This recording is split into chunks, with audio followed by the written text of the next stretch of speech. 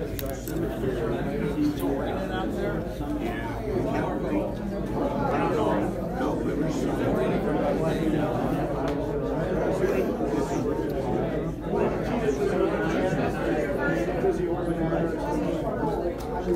that's it. That's the team. Listen to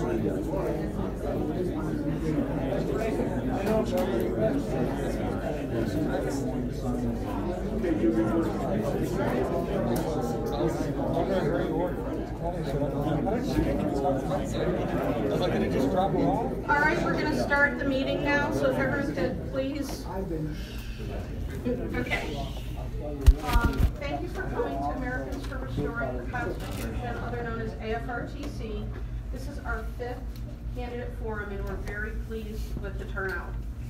We always start our meetings with a prayer and pledge, so we'll have Mary come up and get us started for that.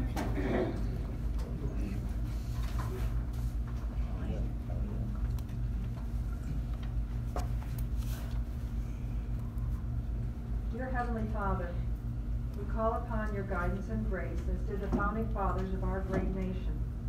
Let us remain humble in our pursuit of the restoration of the principles of liberty given to us by you and reiterated in the Constitution. Help us in our pursuit of being a good and moral people who contribute to the United States becoming an example and a blessing to other nations of our world. I pledge allegiance to the flag of the United States of America and to the republic for which it stands, one nation, under God, indivisible, with liberty and justice for all. Sorry that there's a couple announcements I'll make. I'll get into the rules and read over the rules for everyone.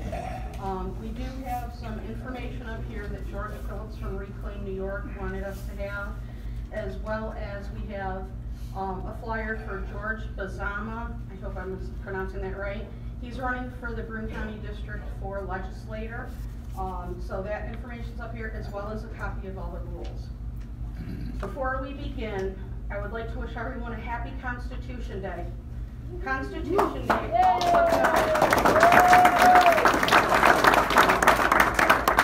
Constitution Day, also known as Citizenship Day, commemorates the formation and signing of the U.S. Constitution by 39 brave men on September 17, 1787, recognizing all who were born in the U.S. or by naturalization have become citizens. So kudos to them. Mark your calendars. Our next monthly meeting is October 15th, Monday. Jim Sacco will be speaking on voter fraud. AFRTC would like to thank the candidates for taking time out of their busy schedules to attend this forum. This is our 5th forum, and we pride ourselves on our format of allowing people to gather information on the candidates in a nonpartisan and respectful manner. We've had positive feedback on our platform from candidates from all 3 parties over the years that have participated, such as Donna Lopardo, Chris Bracco, Jason Garner, Maurice Hinchy, George Phillips, Fred Akshar, and many more. We've invited candidates for Governor, U.S. Senator, and Congressional District 22 and Sheriff. We have sent 2 emails and made 1 phone call for follow-up to anyone we could locate a number for. Shell Farley was unavailable tonight to attend, and she is running against Kirsten Gillibrand. David Harder was unavailable to attend. Matt Ryan has no contact anywhere, so we couldn't even contact him to invite him. There's no web page, no Facebook page, or anything else. Andrew Cuomo, Cynthia Nixon, Kirsten Gillibrand, and Anthony Brindisi did not respond at all to any of our 3 attempts to contact them. Tonight we have Representative Claudia Tenney, Republican Party, running for Congress 22nd District. We have Larry Sharp, the Libertarian, for Governor. However, he couldn't make it either, but Andrew Hollister, his Lieutenant Governor running mate, is speaking on his behalf.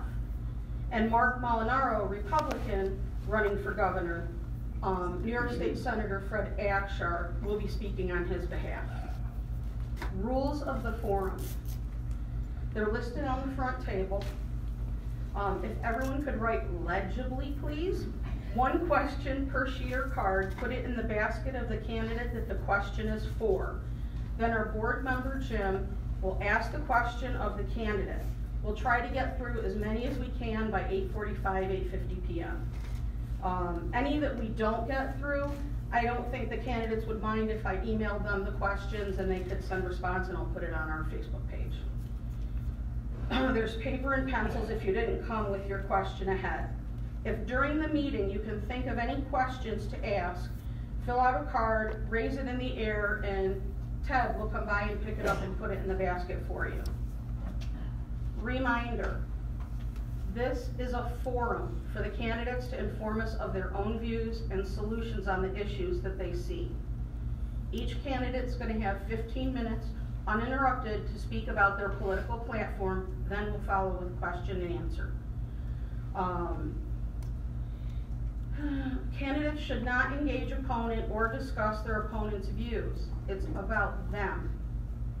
A white card will be displayed at 3 minutes left, a yellow card will be displayed at 1 minute left, and a red card will be displayed when your time is up for your 15 minutes.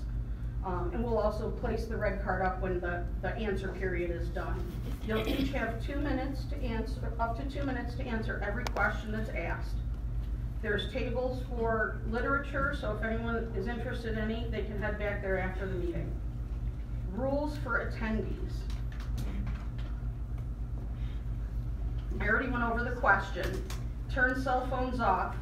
No cameras or recording devices except for the attending media. Questions are limited to single-part questions. There will be no rebuttal or follow-up questions. Unless it's a second question you think of and want to put it in the basket, that's fine. Unruly and disrespectful behavior to any of the candidates or to our proceedings will not be tolerated. There's no shouting out, there's no harassment of any candidates. We treat our guests with respect at all times. If it happens, you'll be asleep. So that's pretty much it. We'll start with Claudia Tenney, then move to Andrew Hollister. For Larry Sharp, I put them in order of when they had contacted me to join in this candidate forum. So it'll be Claudia Tenney, Andrew Hollister, and Fred Akshar. Oh, thank you. By law, I have to tell you, there's 2 fire exits here and in the back behind where the cameras are, if you need them, but we won't, so we're good.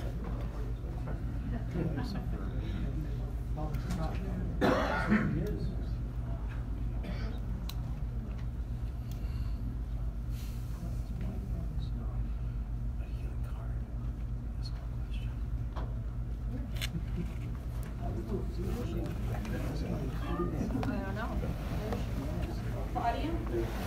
Sorry. I guess I should have added that on.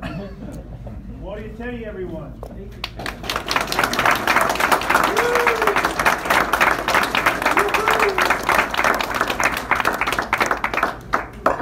Probably not even going to look at these notes, but I'll just have them there anyway.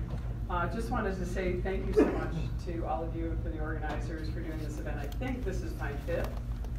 Yeah. My first time was in 2014, and just want to say thank you so much for having a great format, having an opportunity for candidates to speak and to hear what our views are, because right now there's a lot of noise out there with commercials and all kinds of things running, and I just wanted to first I know we got 15 minutes, but it seems like an eternity when you do like a 3 or 5 minute interview when you're on national television, and of course the first question is always, the president tweeted today, so what do you think? What did the president tweet? So a little bit about just why this, why I ran for Congress in the first place, and who I am. I never really wanted to be involved in politics, although my parents were. My father was, particularly. He was a Supreme Court justice and a former county chairman. But many of you kind of know my story, but there's some new people. I became a lawyer, ran our family business, which was a newspaper. So we were like the original independent newspaper in our community, trying to go against the daily newspaper that I wish I had thought of fake news back then, but they're still fake news. But anyway, it's really important. I learned a lot from running our business. Now, I was an attorney. I learned a lot from that, obviously. But it really changed my life to actually run our family business and see how difficult it was to survive and keep it going in a tough economy. And I'm from the Utica area, which is very similar to what's happened here. And if you look across the nation, Utica and Rome and Binghamton, those metro areas, have suffered the same kind of consequences as they're very similar. They both lost a lot of jobs. They were once leaders in industry, once had, were real powerhouses. And our newspaper depended on locally owned and operated businesses. Those are our customers. And so for me, I came back, I ran the business, and every time I'd go out and do a sales call, one more business would go out of business. They would get displaced. We had Walmart, we had the big box stores coming in, and each one of these wonderful locally owned businesses, whether they were like a small pizza shop or an auto repair shop, and all these hardworking people doing really yeoman's work to try to pay their taxes, to keep up. And I just could see the deterioration, and eventually we sold our business because we could see in the newspaper industry, we were like the first ones online, we're the first ones with the website. My sister actually did our original website. It was called the Mid-York Weekly and Penny Saver. The Mid-York Weekly was founded by my grandfather in 1946, and at the same time he also founded a printing operation. And so at the time, in the 40s, you could kind of do all these things on the same press, but as time went on, we ended up, we got more technical and we kind of separated. But part of our newspaper was a penny saver, so we did just weekly ads, and then we also added editorial. And I did a lot of the editorial. I went to all the meetings as our customers started. We were losing more and more customers. We had to get more innovative in the way that we were creating and finding advertisers. But I decided to go and try to give an alternative voice. I went to all the town board meetings, the village board meetings, the county legislature meetings, and I followed politics and was just watching what was really going on. And I could see that there was this insider group that was just didn't seem like anyone could burst through what was happening in our community. And I'd like to argue that it's, I don't know as much about Broome County as I do in my area, but it seemed to me that there was an awful lot of, it seemed almost like the Republicans and Democrats were in cahoots together, in our community. Like they were, like our our county executive actually endorsed Governor Cuomo in 2014, and I was like, why would you do that? This is the other team. But, so for me, I just, that was where I got my start. I was always sort of a bleeding heart, compassionate, conservative. I lived in the former Yugoslavia when I was in college. I worked for the Yugoslav consulate.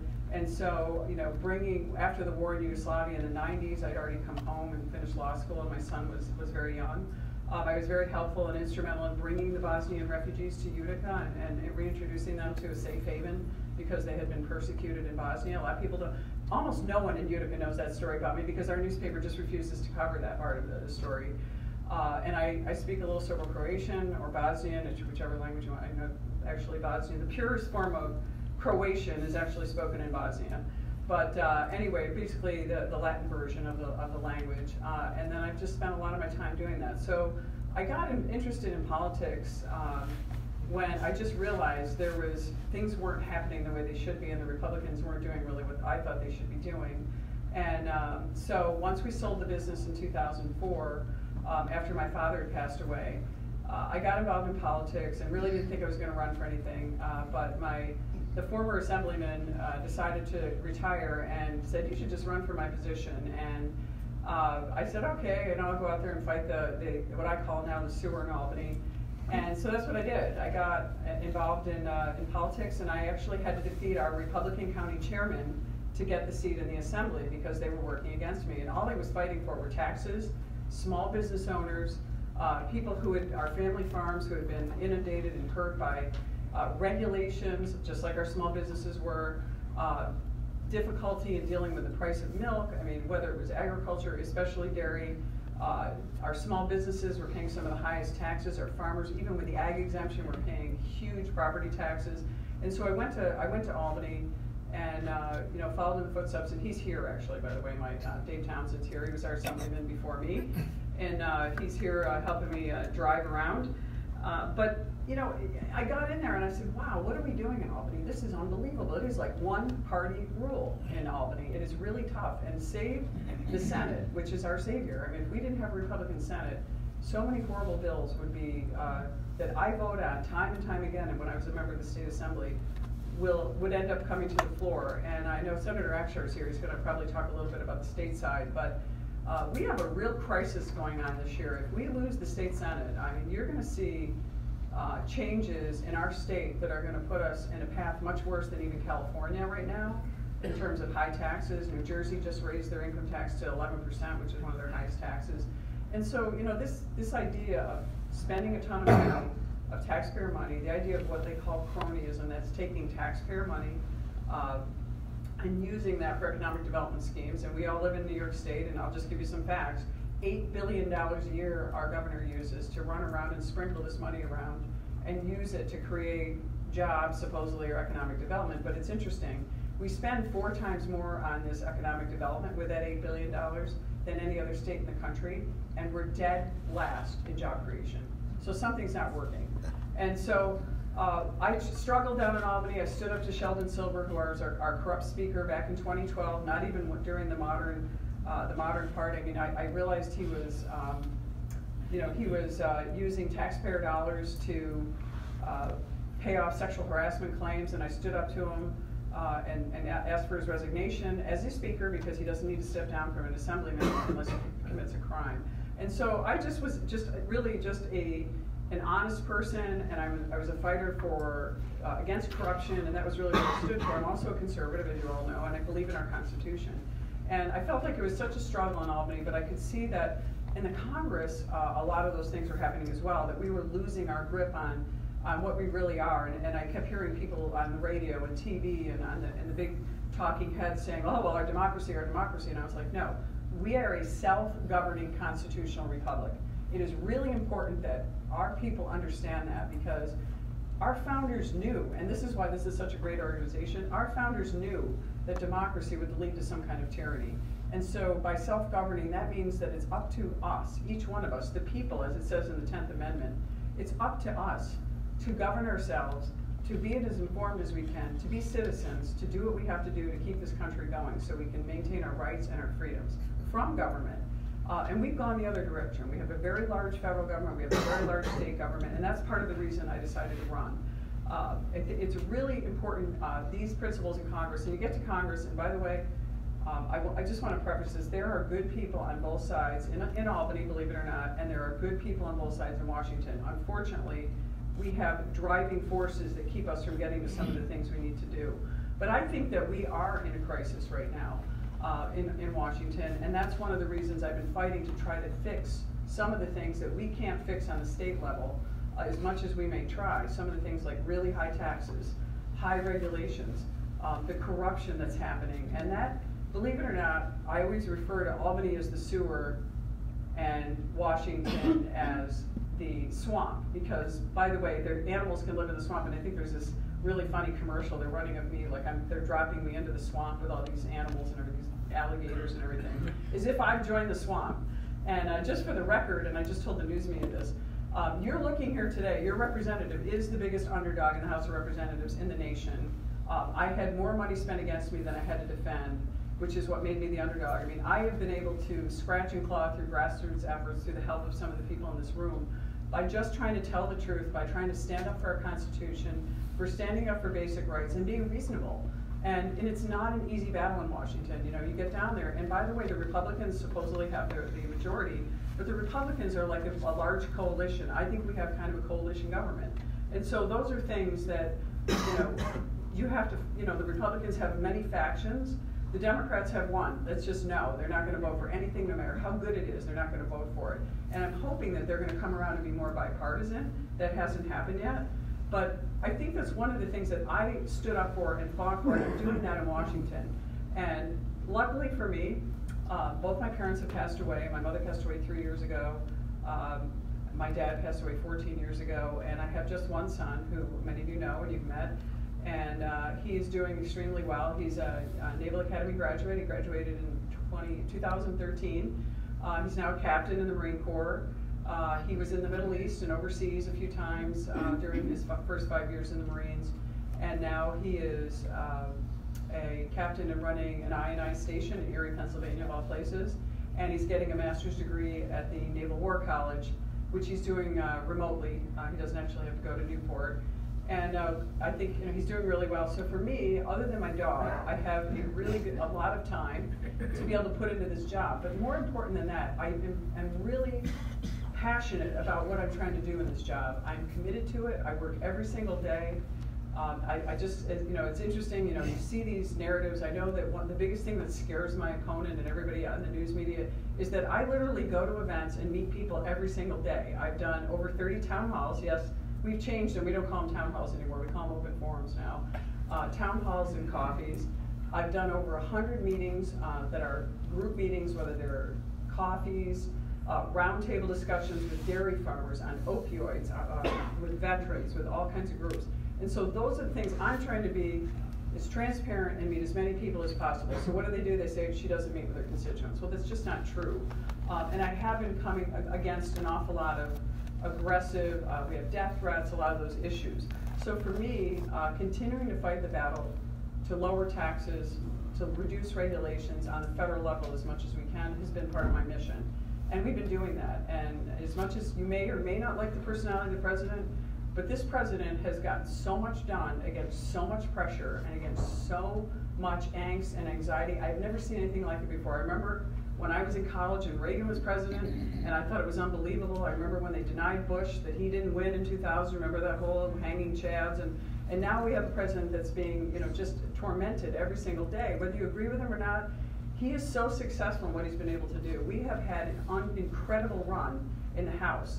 And we have done a lot of things that you're never going to hear about, like rolling back the regulations, like passing all 12 appropriations bills on regular order last fall. First time it's been done since 2010. But you're not going to hear about it in the news media. You're going to hear about Russia collusion and all this other stuff.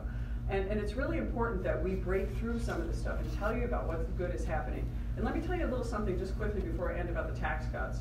You hear the Democrats claiming that the tax cuts are only for the rich. These tax cuts were focused on small businesses, on creating jobs, and now, on average, and we're going to get the exact numbers from the Tax Foundation, somewhere between $500 and $600 million has come into this district just from the tax cuts to individuals. That doesn't count what small businesses have been able to get from the tax cuts.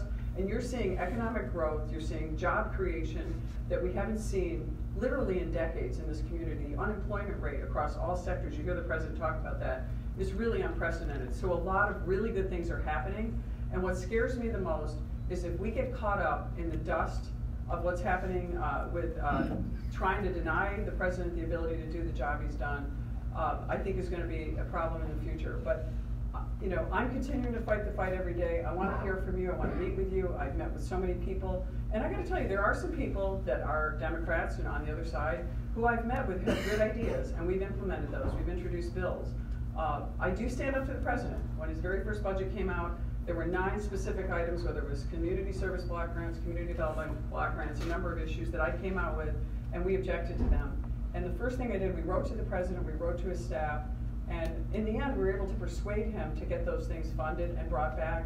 And not only that, I led the way, and those things are restored. And those were for needy people in our communities, whether it's Meals on Wheels, whether it's restoring public health care. I won the public health care award 2 years in a row right now. So when you hear about them saying I took health care away from people, that's just not true.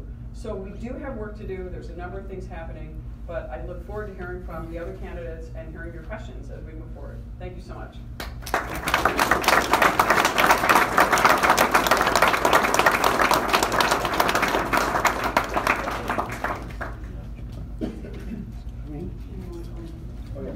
Now we will hear from Andrew House here on behalf of gubernatorial candidate Larry Sharp.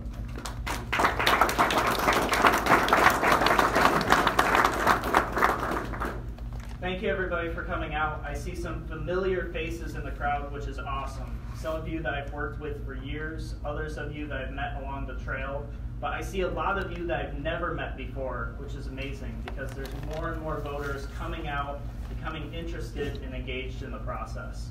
So for those of you who don't know me, I just want to kind of give you an idea of who I am. So in November, you have an idea of who you might be choosing and what type of decisions I might make in Albany.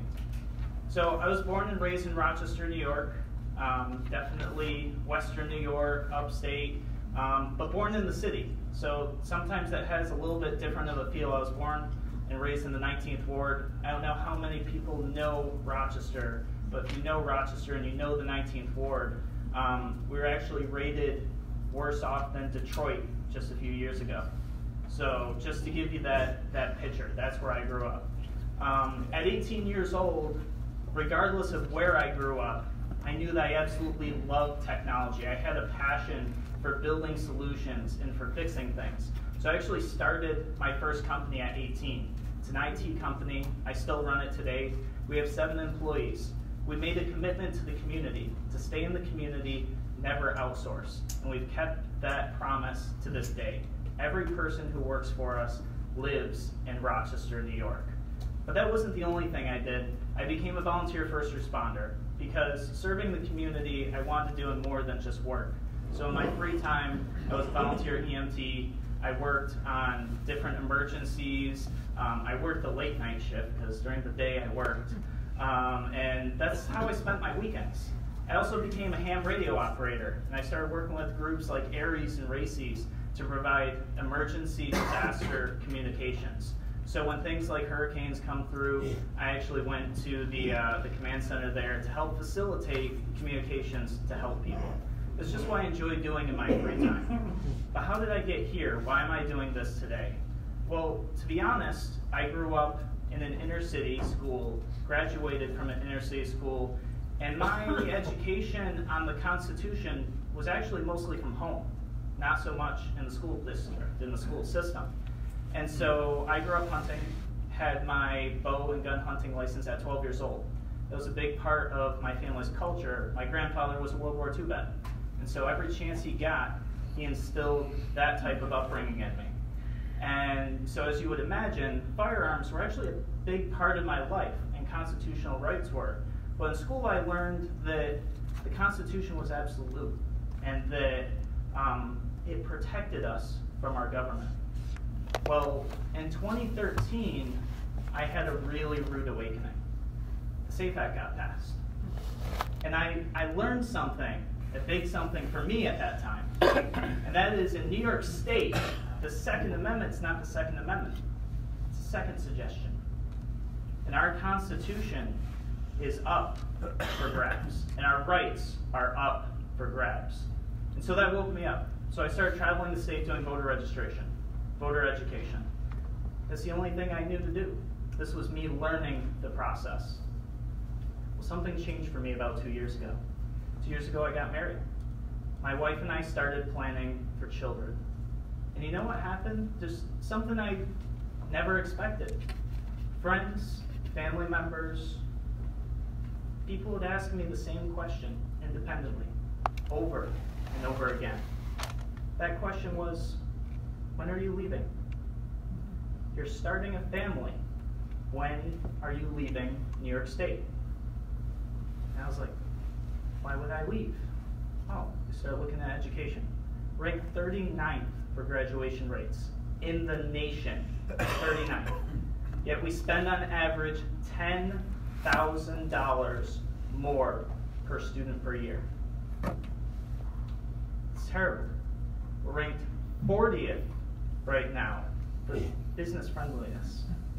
We're ranked 50th for individual and economic freedoms. So yeah, when are you leaving? Where are you going? Is it going to be the Carolinas? Is it going to be Tennessee? Maybe Florida. The taxes and regulations in the state separate and divide families. That's what it does. So I had a decision to make. I didn't know that this is the decision I was making at the time. We lose 100,000 people a year. That's 100,000 families. And I bet you, by a show of hands in this room, how many people have a friend, a family member, or somebody they know who's left the state? Hands up, all across the room. More than half. How many people are thinking of leaving New York State? Almost as many. Almost as many. So the choice is, do I leave or do I stand and fight? Well, I grew up hunting in the southern tier in Allegheny County. I want that for my children. I grew up hiking in the Adirondacks in the North Country. I want that for my children. I go to the Naples Grape Festival. We do cider festivals, pumpkin festivals. We have 4 seasons in this state. We have the biggest city in the country here, if you like that sort of thing. Why would I want to take that away from my children? But the question is that more important than opportunity and success for them? So I decided I would stay here in New York under the condition that I would fight for New York, that I knew that I would be proud to say that I raised my children in. So what would that look like? Well, for starters, it would look like 100,000 New Yorkers deciding not to leave our state. Well, what causes that? Well, we talked about education, taxes, regulation. So let's start with education. Right now, our education system is a disaster. It is a disaster because we have mandates that force how and what teachers teach. We have a really simple saying: let teachers teach. Eliminate standardized testing before high school. Allow the teachers and the parents to work together, because those are the ones who know best how a child will learn, not some bureaucrat in Albany. What does somebody in Albany or New York City know about how your child learns? They don't. Do they know the best way your child learns? They don't. Do they know what's important to your community for learning? They don't. They just blanket our state with what they think is best, with no consideration for your local community and how your child learns. They stuff them in a box. We need to break that box. Let's talk about taxes. How many people consider or know somebody who's moved to Florida? Florida. Yeah, Florida and the Carolinas. That's where we all go, right? There's literally communities in Florida and the Carolinas of people who have left New York. So many in the Carolinas, they actually have a name for us. They do. They call us halfbacks. If you go to any of the Carolinas and you tell them you're from New York, say, oh, you're a halfback. What's that mean? Oh, you went to Florida and halfway back. You are a halfback. That's what they call us there. So why do we move to Florida? People say, well, we pay a lot of taxes because we get a certain level of services. Well, we just talked about education. We're not getting that. We pay a lot for that. But what are these other services? Well, Florida has more people than we do. They have more population. Their budget's half of ours. Half. And New Yorkers are still leaving New York State and going to Florida. Do we care about those services? Some of them we do, but that's not the reason people are paying high taxes in New York State. It's inefficient budgeting. It's poor spending, crony capitalism, projects that are extended way beyond budget. That's what's creating high taxes. What about our small businesses? I'm a small business owner. I've tripped and stumbled through the New York State system throughout the entire duration of running my business. The entire thing. And you know what I learned? New York State has no problem crushing small businesses. And you know what else? When New York State crushes a small business, they're crushing local jobs. That's what brings in our foreign labor. If we can't support ourselves with local jobs and small businesses, what's the alternative? Foreign labor. People getting paid under the table. How do we fix that? We need to address licensing and regulation in this state. Remember, ranked 50th for freedom. We beat California. All right, so we have a really, really simple rule for licensing and regulation. The first is, would you ask your friend to do it? So think about it. We have a license for braiding hair in New York State. All right? How many people, if you have hair that can be braided and a friend that might braid your hair, would maybe consider, yeah, I'd let a friend braid my hair? Couple people, right? What about dog walking? Should you let your friend walk your dog? Maybe. I'd let my friend walk my dog. Why is there a license? These licenses have nothing to do with safety. They're a money grab. They're a barrier to entry. $2,500 for a hair braiding license? With no test to make sure, you don't strangle somebody with hair braids or something? Come on. It's a money grab. Not only that, who is the person that starts a hair braiding business? A dog walking business? Is that your $1 million playboy? No. Maybe somebody who's got a broken resume. Somebody who's looking for a second chance. Somebody who sees a service that they can offer in their community and they want to offer it. And we're stifling this growth. We're preventing these jobs from entering our community. I got another question for you. You gonna ask your friend to remove your gallbladder? Probably not. Get a license for that. Let's make sure that's still safe. Let's make sure there's still a license for that. Let's use what some people might call common sense or innovative thinking. We can do this. We can have a New York that's friendly to businesses without things collapsing. In fact, we can have a New York that's friendly for business and will grow and we will prosper. So in New York State today, 100,000 people leaving every single year. 100,000. Does anybody know how many of those people leave New York City? 0. New York City does not lose population. It hasn't in almost a decade. In fact, New York City has gained population. So that 100,000 people that we lose every single year, it's actually 1 million just in the last 8 years. It's gone up. Last year was 175,000. The number keeps going up and up and up. Upstate's losing these people. And what's happening is the youth are leaving. The youth are leaving because New York State keeps only old money here. They want the old industries. We don't foster growth and innovation and exciting things. We hit it with a stick and we regulate it out of existence. You all see it when somebody graduates. What's the first thing they do? They get their college degree. They leave this state. Why did they leave? They leave for somewhere that's more fun, a little more free. They also leave because we don't have any jobs. It's really hard to pay off $80,000 worth of debt in a state that takes more of your tax dollars than any other state and pay off your student loans. So they up and they leave. The taxes and regulations in this state divide families. So I'll leave you guys with just a brief vision.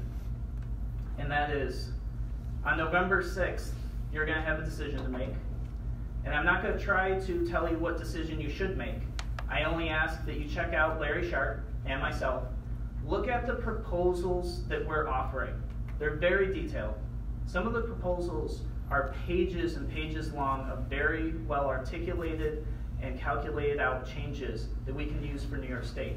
But we did something else. We took them from states that are already doing it successfully. A lot of this stuff we didn't just make up. We found somebody who's already doing it successfully. So on November 6th, before you fill in that voting booth, I want you to think about what new New York might look like. That new New York would look like students getting competitive K-12 education. Small businesses having the chains of regulations and high taxes broken so that they can be successful. A new New York looks like families not having to flee this state. Instead, considering when they go to raise a family that maybe New York's the place to do that. Thank you very much.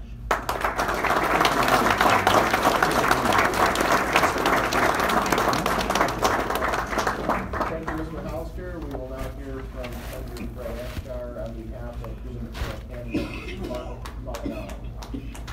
Thank you. I am not Mark Molinaro. Let's give Andrew Hollister another round of applause. Spirited discussion and debate is always good. You know, I want to talk a little bit about Mark tonight, and as the Congresswoman said, I want to talk a little bit about the balance of state government, because we're in peril this year. We talk about it a lot, but it's a very important topic to talk about. I like to describe Mark as an ordinary New Yorker that is going to fight, be a fierce advocate just for everyday New Yorkers. I've gotten to know Mark over a period of time, and he clearly is fiercely advocating for Main Street New York. I think all too often Albany has forgotten about those that have been gutting it out on Main Street New York for a very long time.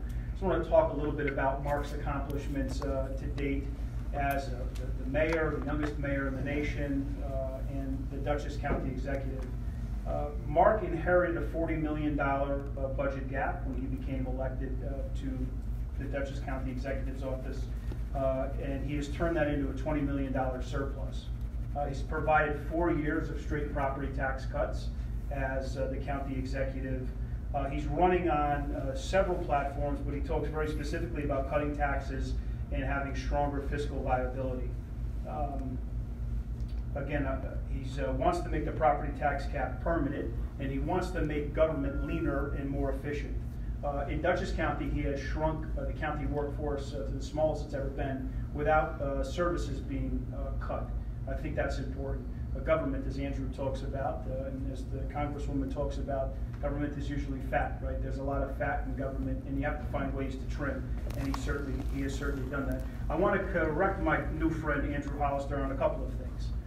New York is ranked 49th in business climate, and we lose more than 100,000 people a year. We've lost nearly 1 million people in the last 7 years. So the stakes are incredibly high. Things are a little bit worse than were described, and it's clearly we need new leadership.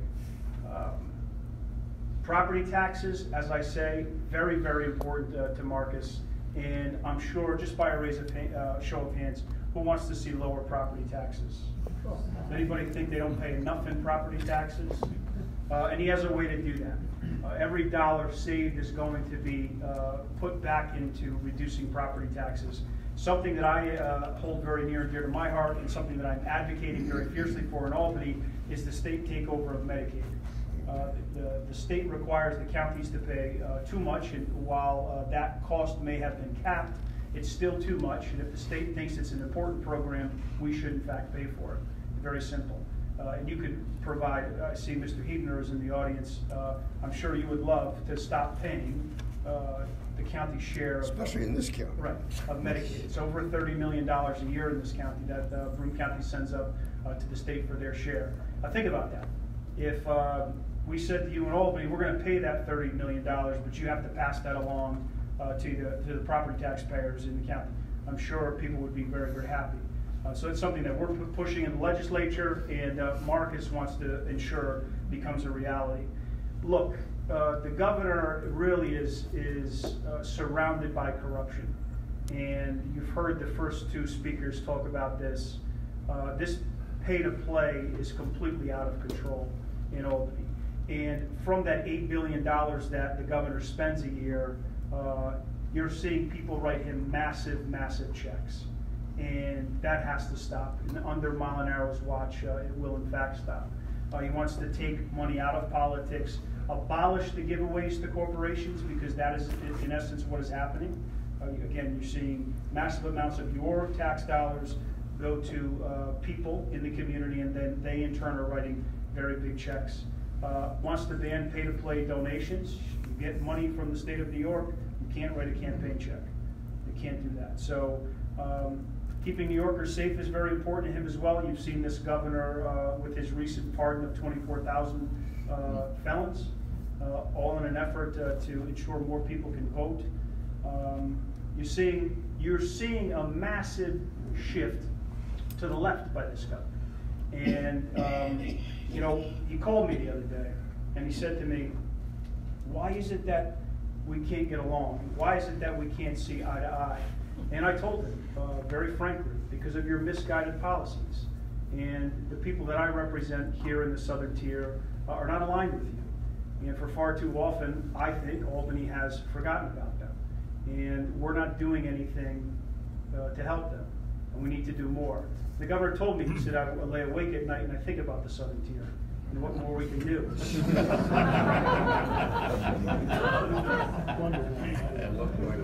I don't believe it. Does anybody else believe him? No. I certainly don't.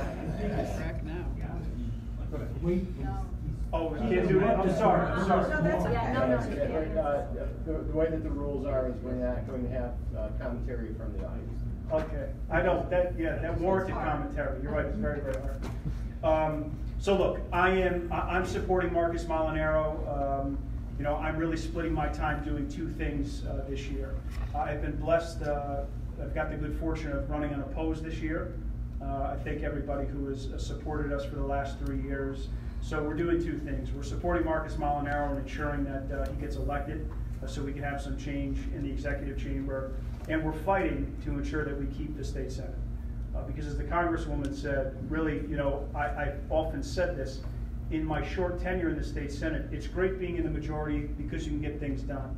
But more importantly, it's about the ridiculous policy that you can stop. And look at what happened this last Thursday.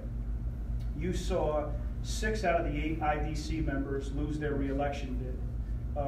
And they lost their election bid from the far left. I spoke to a Democratic senator from the Albany region, the capital region. I won't name him. And I said, "What do you think of the recent results?" And he said, "I'm scared. I really am, because these 6 new members will come in and they'll think that they can change the world." And remember, I want to remind everybody, the Congresswoman probably remembers this, what happens when the Democrats control the state senate last time. Think about this: $14 billion in new taxes and fees. That's their answer.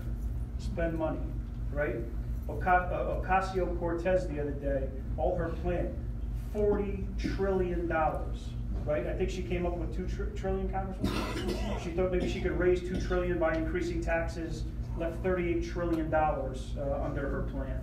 People are completely out of touch with reality. So it is really important for us, if you have friends elsewhere in the state, specifically in the Hudson Valley, specifically on Long Island, to get those folks out and vote for the Republican candidates that represent them, because we really need to keep the state senate and make sure we keep it red. So, okay, thank you very much.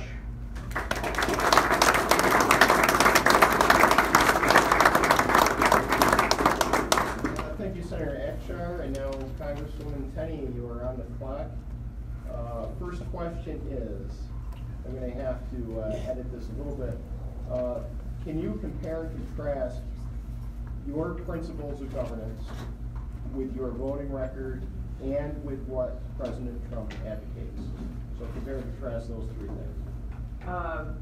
I know you heard a lot of discussions. I think one of the things that makes, how many minutes do I have? You have 2 minutes. All right, 2 minutes. I think that one of the things that I have in common with the president is that we both come from, the establishment wasn't supporting me for years, and the establishment didn't support him. I mean, even the Republican Party was looking at ways of trying to deny him the nomination after the primary.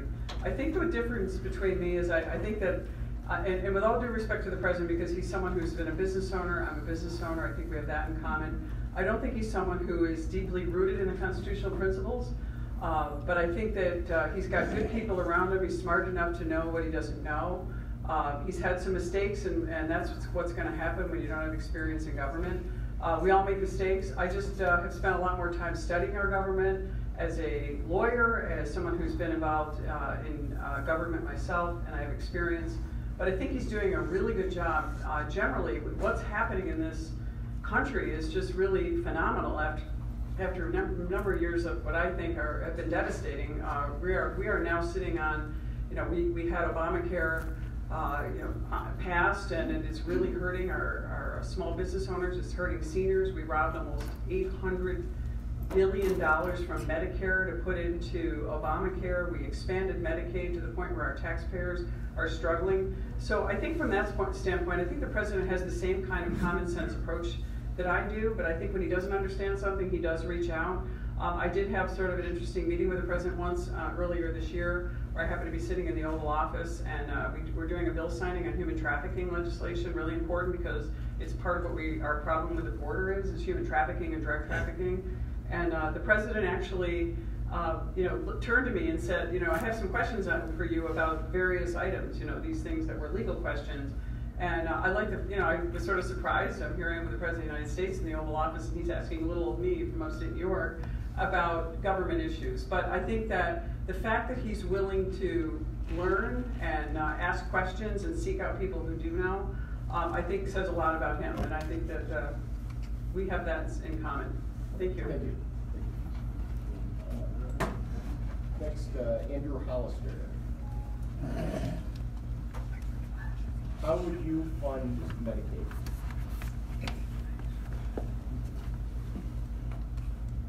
How would I fund Medicaid? All right. So, for Medicaid, to be honest, we don't have a tremendous amount of changes we want to make to Medicaid right away. We have so many issues in New York State, like education, our tax burden, and our high regulations, that we don't have a huge plan of changing how Medicaid works. But there is one change that we want to make to Medicaid, and that is to copays. We want to change the copays from $1 and $3 for doctor's visits and hospital visits to $12 and $36. Now you might be wondering, why would we make that change? The reason is people are using the ambulance as a taxi. People are using the ambulance as a taxi. They have a stub toe. They call the ambulance. Take me to the one by the mall. Oh, I feel better now. Meanwhile, you have chest pain. You have an actual problem. And the ambulance is tied up. The waiting room is full of people with stubbed toes. Now, you might be worried that can people afford $12 and $36? Absolutely. If it's an emergency, you absolutely can. How do we know? Everybody has a cell phone. Your nails are done. You can afford $12 or $36 if it's an emergency. The people who truly cannot afford it don't have an address, and it will not change for them anyways. It'll still be free for them no matter what.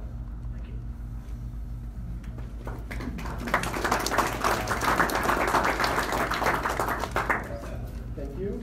Next, we'll hear from Senator Akshar. This is a broad question.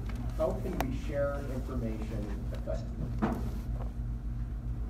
Well, it's about communicating, right? I mean, I think I guess it's kind of a broad answer to your question, but how do we effectively, what was the question? How do you effectively share information? How can we share information effectively? Look, it's about communicating, and it's about communicating with people that you may not necessarily agree with, right?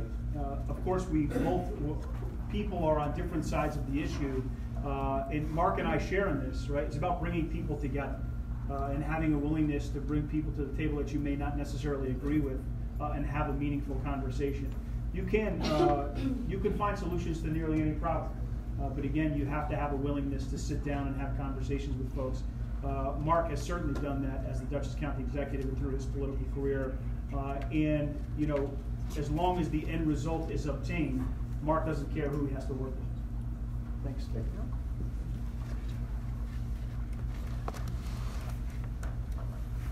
Next, we'll hear from Congresswoman Tenney.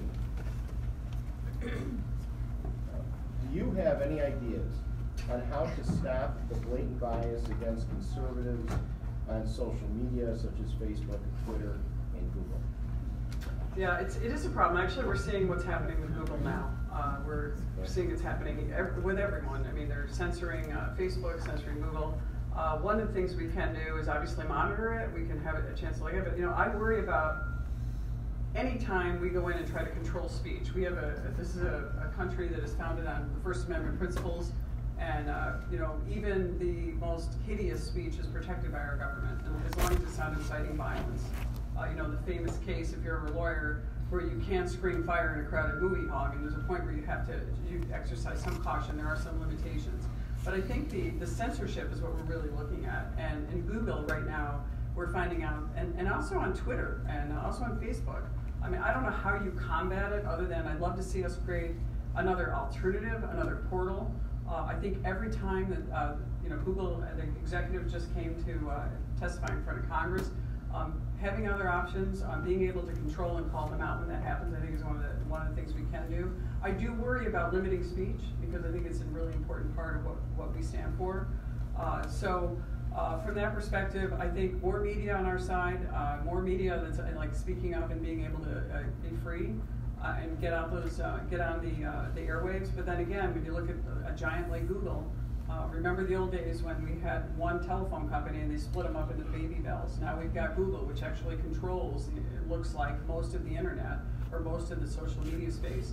So I think giving more opportunities, making the airspace open, and giving other opportunities to other vendors to get in besides Google is something that we're going to have to do, and we're going to have to look at in Congress.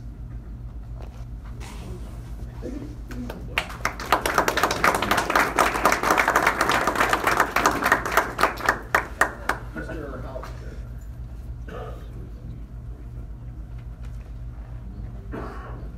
What is one real plan to rein in spending on multiple government levels in New York State?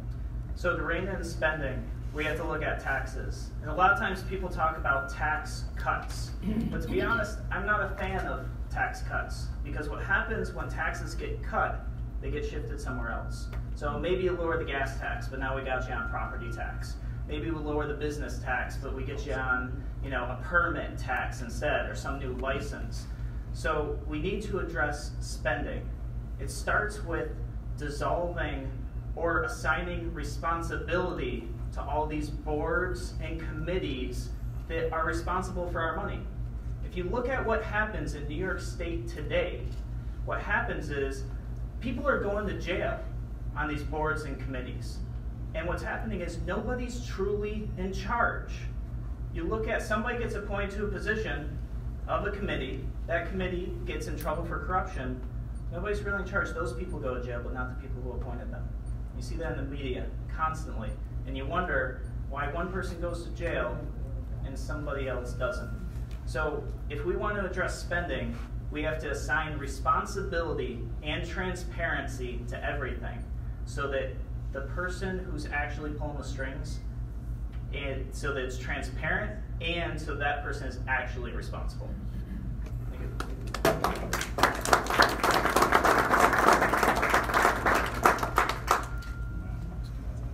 Senator Akshar, where do you stand on the SAFE Act? Me personally, or Mark Molinaro? Mark Molinaro. So when we say you, yeah, sure, for now sure. You are Mark. Yeah, he's Molinaro. Larry Sharp and I'm Mark Molinaro. Right. Oh, look, I think Mark and I share in this, in that it was a terrible piece of legislation passed in the darkness of night. Look, I may get some boos from the room, but I think that there are a few aspects of the SAFE Act that are important to have discussions about. Our position on this particular issue is repeal the SAFE Act and start over. Take the good pieces that work, the mental health provision, the enhanced penalties for harming first responders, work on those issues. But the political reality of this is this, and it's the truth. Republicans and Democrats are to blame for this piece of legislation. You can't just blame the Democrats, right? Because it passed in the state Senate. So the political reality, specifically with Andrew Cuomo being the governor, is I don't think even in our conference, in the Republican conference, there are enough people willing to let a full repeal come to the floor. I support a full repeal.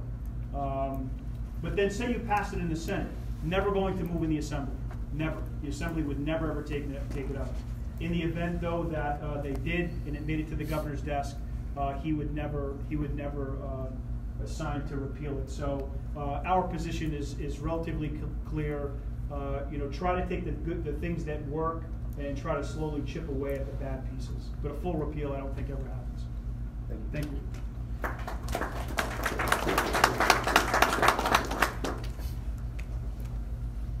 Now we'll hear from Congresswoman Tenney. The next question is, what is Congress doing to expose the politicians using taxpayer money to pay off people accusing them of sexual misconduct? I'm actually on the committee. Do you need that? Can you hear me without that? Yeah. It seems like there's no? All right.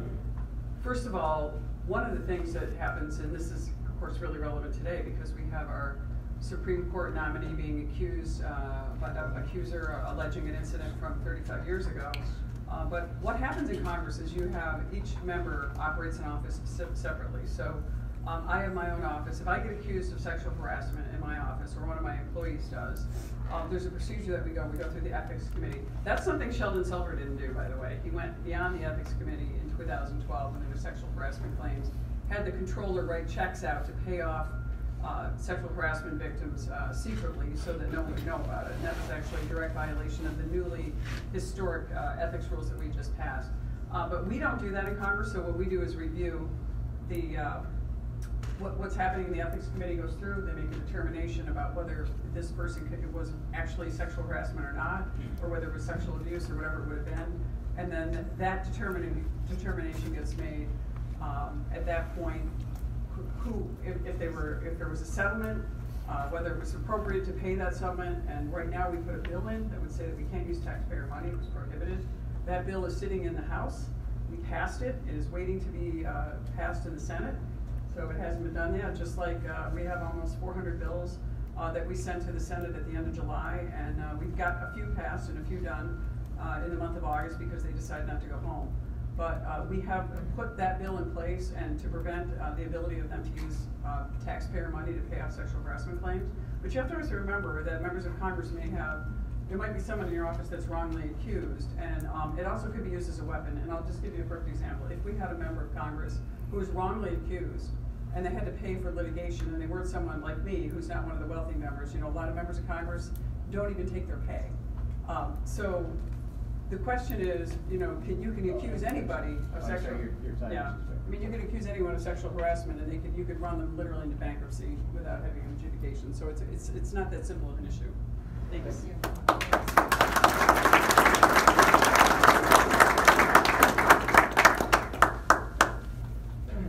Mr. Hollister, discuss what, if any, relationship, in your view, there is among free minds, free markets, and free people.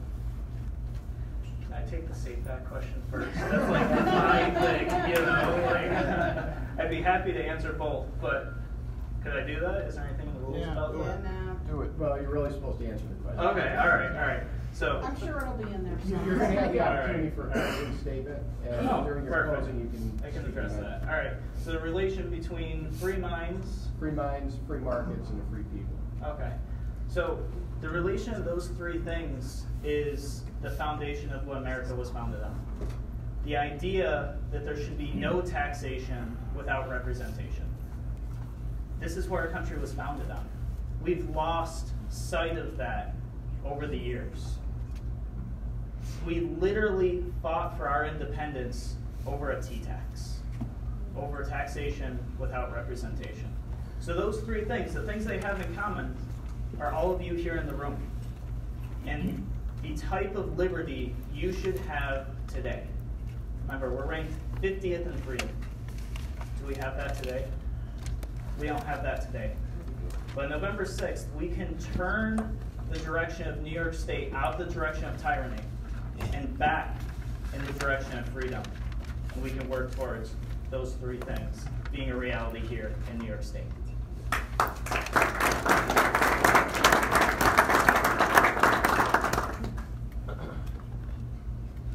Senator Akshar, how did Mark combat pay-to-play and corruption in Dutchess County?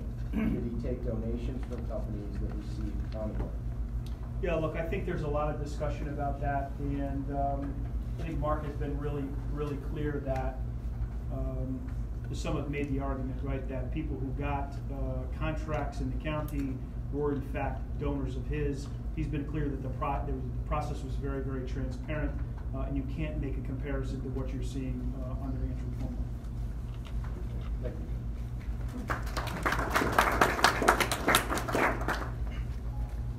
Congresswoman Tenney, how do you think that we can resolve the issue of building the wall? What's this question? First of all, I scream at the TV every night when I watch Fox News when Pete Hegseth and sometimes others say that the Congress hasn't funded the wall. Last year, as I mentioned in my opening comments, for the first time since 2010, the House of Representatives passed 12 appropriations bills on regular order. In those appropriations bills, we funded the wall. So what happened is they went to the Senate, Schumer shut down the government, and we had to go back to what we call a continuing resolution. So we weren't able to get the funding for the wall back into the original appropriations process. So we went back to the drawing board. We came up with a couple of bills. Neither one passed. You heard about them, Goodlet 1, Goodlet 2. They're comprehensive immigration bills that dealt with a large number of issues. So anyway, the funding for the wall has started. We got through part of the omnibus and part of the minibus that's coming through. We have started funding the wall. The President wants it done. Our side wants it done. There is a moderate contingent in the Republican side that is not voting for funding the wall completely yet. But we're hoping they're going to do that. Martha McSally, who is our representative on that, the wall, basically the committee that deals with Homeland Security on funding the wall, is running for Senate in the state of Arizona. She is she's a great advocate for funding the wall, and she's working on that. She's a border state representative. And so we will get the wall funding done. The president understands right now as we go into the political realities of it, but the wall is being funded and we're going to have it done. And I think, by the way, I went to the wall. I went to an event where people had been to the wall with videos and what they're showing, what's happening at the wall. We have to secure our border. It is absolutely a necessity. It is literally a sieve. There are all kinds of dangerous people coming across this border. And when you hear people say, well, you're not sympathetic to illegal immigrants, it has nothing to do with illegal immigrants. It's about human trafficking, it's about drug trafficking, it's about people who would do harm to this nation. And it's really about security. And a lot of Democrats agree we just can't get them to vote that way because of Nancy Pelosi. So, there you go.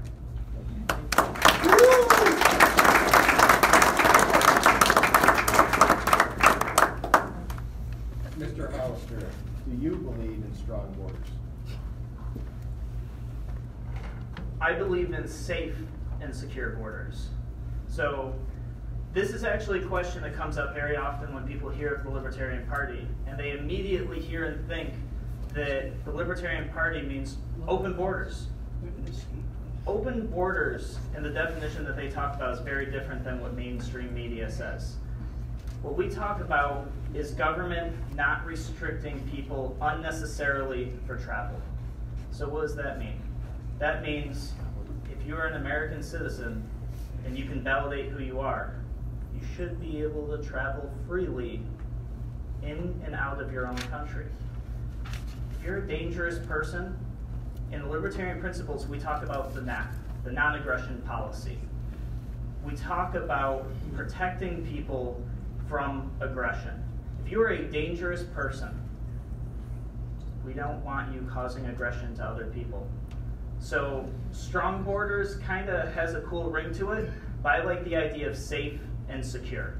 I like the idea of still being able to travel to Canada and back very easily, but knowing that we're doing due diligence to protect our people.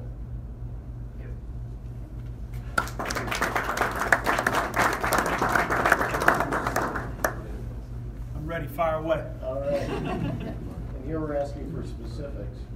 Certain members of national and state politics want to increase personal and corporate tax rates. What will you do about this? I don't know enough about Mark's position on this particular question. So how about I send an answer to this organization? That would be awesome. And then you could forward it to the people who came? I have the email that you gave us to contact you, so I'll take any questions that we need and email. Is that fair enough? I mean, one thing that people know about me is you're shaking your head in the back. Would you prefer I give you an answer that I make up? No, I don't want to do that. So allow me to get you a straight answer from Marcus, and we'll forward it to the group. Okay? Okay, thank you. Congresswoman Tenney, same question to you, and we're asking for specifics. Certain members of national and state politics want to increase personal and corporate tax rates. What will you do about this? First thing, I voted for the Tax Cuts and Jobs Act, which has given us a newfound life in New York. It has actually given hope to our communities. You're going to hear the Democrats are melting down about this because the truth is it's really helping Only the wealthiest people are getting a tax, in effect, an increase because they've lost their lifeline from the federal government, also known as the state and local tax deduction. Although I fought to get it increased from more than 10,000, we doubled the standard deduction. We added a lot of expensing items and good things by lowering the corporate rates as well, and that includes personal pass-throughs. One thing you should all know, that 98% of the people that work in this district work for a small business or own it. They're not big businesses. So when we reduce the rates and we create jobs, and I will respectfully disagree with Mr. Hollister, we don't have a problem with jobs in this community. We have an overabundance of jobs right now because of the Tax Cuts and Jobs Act. I want to make it permanent. I want to make them deeper. I want to make the cuts even stronger. We want to have everyone get a full tax cut.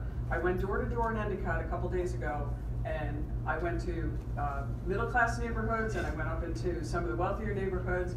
Everyone loved the tax cut when I was in the lower and middle-income taxpayers, because they all got a tax cut. I got into some of the wealthier homes, and I was astounded, by the way, your property taxes here, they're as bad as ours.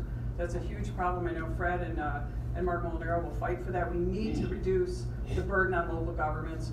I supported the so-called Collins-Vestal Amendment, which is actually a recast of a bill that I funded, that I co-sponsored, that I believe Fred probably co-sponsored, that would take the state and local share of Medicaid and give it back to the state, where we impose the largest burden of any other state on our local governments with Medicaid, and we need to move that back and move it back. And so I'm glad that Fred is carrying the sword on that and moving that forward. That was in the American Health Care Bill. It got thrown out. But we need to continue to reduce taxes. The taxes are the problem. The reason people are leaving the state is not because they can't get a job. It's because the taxes are lower everywhere else. Thank you.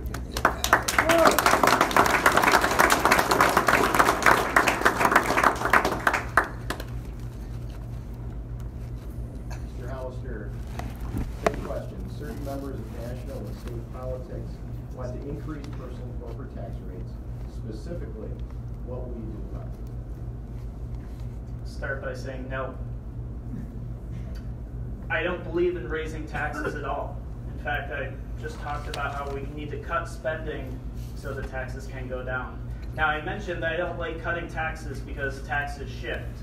Well, when we cut spending, there's something else we want to do, and that is eliminate unfunded mandates from Albany.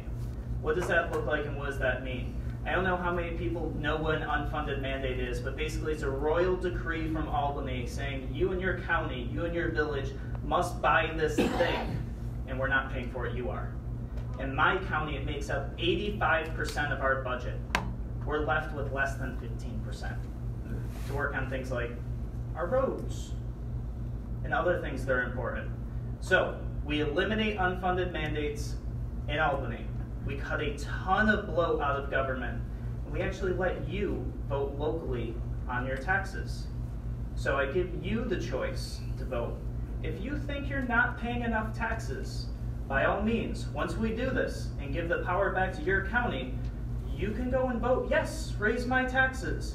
But I am going to just go out on a limb here and say that probably everybody in this room is going to vote to lower their own taxes.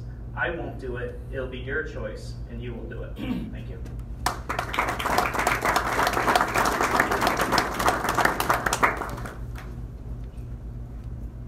Senator Ekshar, what is Mr. Molinaro's position on abortion? He is pro-life. That's his position. Okay? Okay, thank you.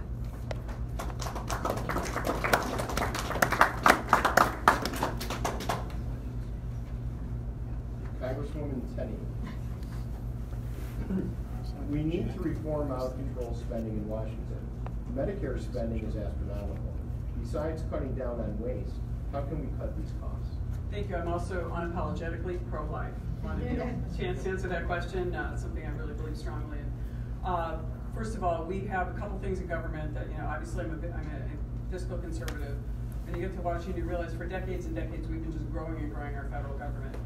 We have this, what's called automatic spending, mandatory spending, and discretionary spending. Right now, our mandatory spending is like this. This is the discretionary side. So when everyone gets upset about the omnibus, it's actually here. It's this small amount of money we're spending. Most of that was used for spending on defense. But we do have to do something about cutting fraud, abuse, and waste. We in the American Health Care Act, which you're hearing I'm getting slammed for over and over, that I voted for, which was not a perfect bill, but it was the repeal and replace of Obamacare. That bill had automatic provisions that would reduce our mandatory spending and over time, and make sure that the terrible things that happened in Obamacare, where seniors and people with special needs are actually put at a huge disadvantage to younger people, 27-year-old, able-bodied, childless adults as they call them. We're actually getting almost 100% subsidies, while seniors and people with special needs and small children, especially those with life-threatening diseases, we're actually paying more. So what we try to do is realign it through the American Health Care Act and give seniors a chance and give what they were lost from Medicare being robbed in order to fund the American Health Care Act. So in the American Health Care Act, which I voted for, which passed the House of Representatives and did not pass in the New York State, in the U.S. Senate, because John McCain voted no on it. That bill had provisions in it. We are going back to the drawing board. We understand that it is a huge problem. It is adding tremendously to our debt and deficit. One of the ways that we're getting around that and trying to deal with it is we're gradually, as we grow government, and you're seeing huge increases in GDP growth. Last quarter, you saw 4.2%. We're on track to stay even stronger by the end of the year. As we grow, we need to also deal with spending. We need to continue to cut as we go along. There are spending cuts in place on the next appropriations bills that will be coming out that we voted on that will be completed in September. Thanks. Sorry, I'm trying to talk fast. Thank you.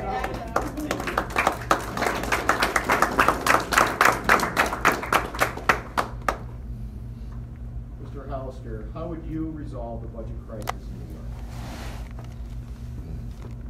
Back to unfunded mandates, I guess.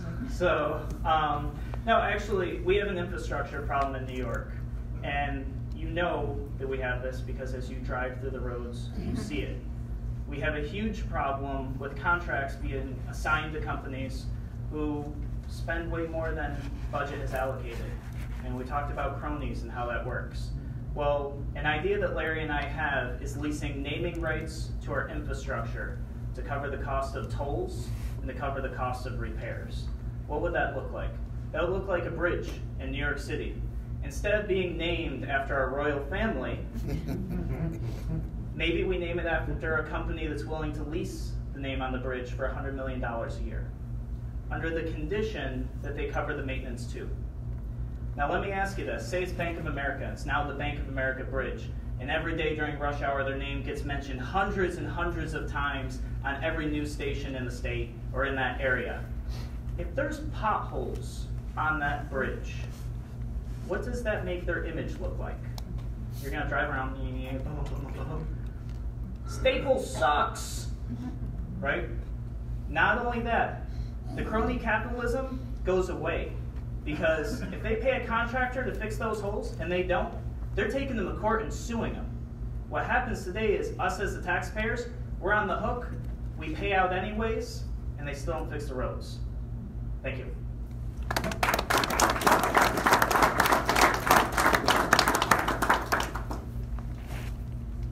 Senator Akshar, how would you fund Medicaid? Well, it's really simple, right? You heard us talk about $8 billion the governor is spending every year in failed economic development policies. Take the money out of that $8 billion that he spends and apply it to Medicaid. I'm going to go out on a limb again and say that most of the people in this room and many of the people that I represent would much rather, and the people that Marcus will represent when he wins in November, would much rather see that money go towards paying the county share of Medicaid, so therefore they could pass along that savings in property tax relief. It's really about prioritizing spending. And when we talk about how do you control the budget, how do you make things more affordable in New York, we overspend. We spend money on ridiculous things, and I'm in Albany, so I'm saying that there's plenty of room to do better. But for me, in an effort to pay for Medicaid, I would take the money out of the failed economic development programs that the governor is currently overseeing and apply it to the expense of the local share of Medicaid.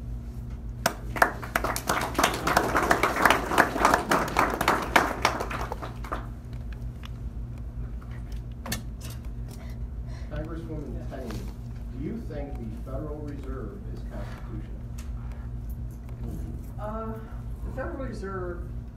is technically constitutional, but we are trying to put limits on the Federal Reserve. I just had a bill passed out of our committee last week that would put more oversight on the Federal Reserve. It has to deal with the interest on reserve accounts, which is like a kind of an esoteric insider aspect of the Fed. But we need to continue to put restraints on the Fed to make the Fed accountable. We propose taking the entire Fed budget and moving that under so that we as taxpayers and the Congress can vote on the budget. We can provide oversight to the budget with all of our committees, and that's something that should be happening.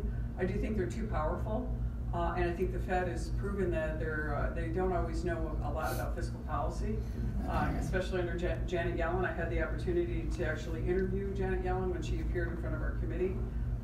She made a lot of accusations that, well, the reason that our economy is on a downturn is because the baby boomers are all retiring. Well, we reminded her of a couple of census data points, and you can find this on census, which is really interesting for all of you to look at. One of those things that she argued while their weak Fed policy, in my opinion, was that baby boomers are actually, and that's the 55 plus category, we're actually working more than we ever have, and more than our labor participation rates are much higher than the 18 to 55 category, especially among men. And that's a huge problem that talks about what's happening in our society. So artificially manipulating the market with interest rates and what Janet Yellen was doing under the Fed actually hurt our economy. Now our economy is roaring pretty much everywhere but New York, New Jersey, California, and Illinois, where you have oppressive tax and spend liberal regimes running the states. You're seeing a real strong rebound. And part of the reason that the interest rates have remained somewhat stable is because the policy is realigning itself instead of the artificial printing of money that the Fed was doing under Obama and creating a false economy. We actually have a much more realistic economy. There's a lot more consumer confidence, and you're seeing that reflected in our GDP. Thank you. Thank you.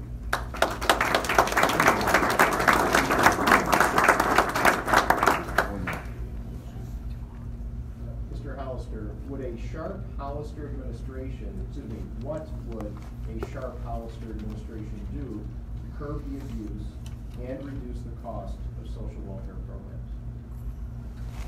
So transparency is the very first thing we would do.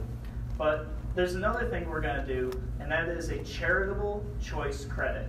I don't know if anybody's heard of this. It's been going on in Arizona, I think, for over a decade now. It's been wildly successful. So a charitable choice credit works like this. You get $250 of your tax money that you're already paying, and you get to choose a nonprofit in your county that it goes to, a nonprofit that you believe in. You can take another $250, and that can go anywhere in the state. So what are we doing here? We're building competition to a broken government system. So if there's a social welfare program that's important to you, maybe that's helping veterans, maybe it's an alternative to the VA, maybe it's a women's shelter, maybe it's an opioid crisis shelter, you can actually choose as the taxpayer to either keep it the same, let your tax dollars go to where your tax dollars normally go, or you can choose once a year to redirect your tax dollars to that nonprofit into the thing you want. Now what's going to happen? Competing nonprofits are going to pop up. They're going to be locally ran, and you are the customer. So if they're not doing well, you direct your tax dollars elsewhere. Ideally, over time, what will happen is the dependency on a government program that does not work is replaced with your choice, with a program that you believe in, that you see in your community working every single day. Thank you.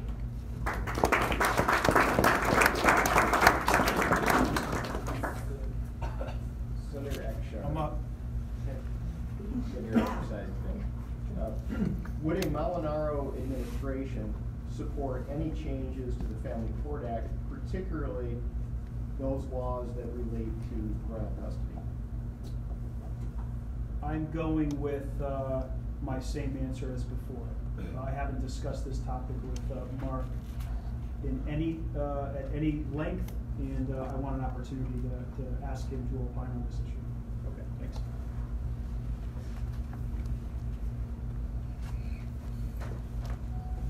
Congresswoman Tenney, according to the Cato Institute in April 2018, if Congress makes no reforms, federal spending is expected to rise from $4.14 trillion this year to $7.05 trillion by 2028. This rise represents an annual average growth rate of 5.5%, substantially higher than the 4.0% expected nominal growth rate of the economy. The spending increases are expected to push up federal deficits from $804 billion this year to $804 billion, you're saying? $804 billion. This is according to Cato. Right. This year to $1.53 trillion by 2028. Is this a problem, and if so, what's the solution? Yeah, absolutely, it's a problem. We have the solution. It was in the American Health Care Act. It's a bill that would stop what we call our automatic mandatory spending. It would reduce fraud, reduce the waste. We need to deal with our deficit. It's a huge problem. It's something that we're fighting to try to stop. Unfortunately, we are in a situation where our majority, we have a majority in the House of Representatives right now. I consider having a majority in the states and the U.S. Senate. We have people that are Republican registered and run on the Republican banner in the state, in the U.S. Senate, but they don't vote with Republicans enough. And we need to have new senators elected so that we can get some of the initiatives passed. And if that happens this year, we can retain the House, you're going to see a lot of reforms made, especially on Medicaid, on Medicare, protecting Medicare and Social Security, and making sure that people who actually earn it get it. There's a lot of fraud, abuse, and waste in that. There are entire industries and businesses that are created off taking advantage of Medicaid and Medicare. And so those things are going to be stopped. We have a number of bills and initiatives on that. It's a top priority. It's a big issue. But we do see growth. There is some growth happening. Obviously, the economy growing is important. But at the same time, we do have to come up with a spending plan. As we bring more people back to work, and as we repatriate literally billions of dollars in our money owned by U.S. corporations because of the Tax Cuts and Jobs Act. Right now, today, over $350 billion has been repatriated from overseas, from American companies, and invested back in the United States. Corning, which is right down the road here, is one of the companies that's brought a lot in. They're anticipating by the end of the year, because of this, you're going to see about 1.4 trillion coming back. That's American dollars and American-owned companies being repatriated to this country just because of the tax cuts and the benefits of reinvesting in American people, the American workers, which are our greatest asset in this country. And I think you're seeing that happening. So while we do that, we have to continue to be very cognizant of we need to continue to reduce the debt deficit. We've passed the bills, we just got to get them to the Senate. Thank you.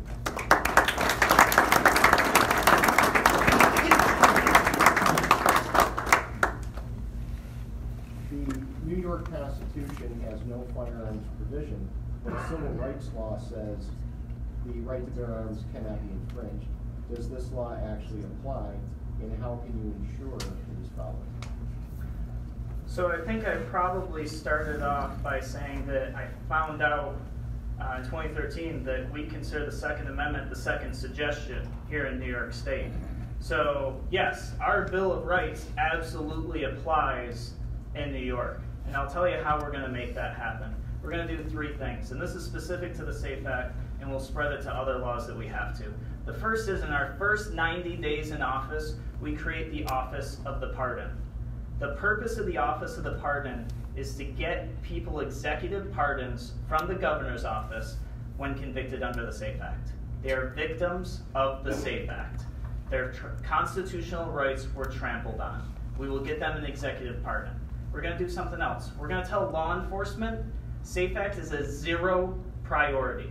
If you have the choice between counting the mags in somebody's, or the bullets in somebody's mag, or picking your nose, please pick your nose. Law enforcement love that, because right now we're asking them to violate their oath of office. Last thing we are going to do as a sharp Hollister administration, veto any and all funding, period, for the SAFE Act. We'll spread that to other Second Amendment issues in the state.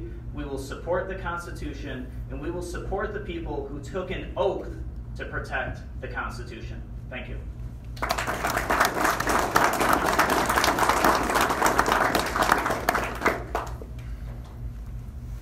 Senator Ekshar, should marijuana be legalized? No. Good.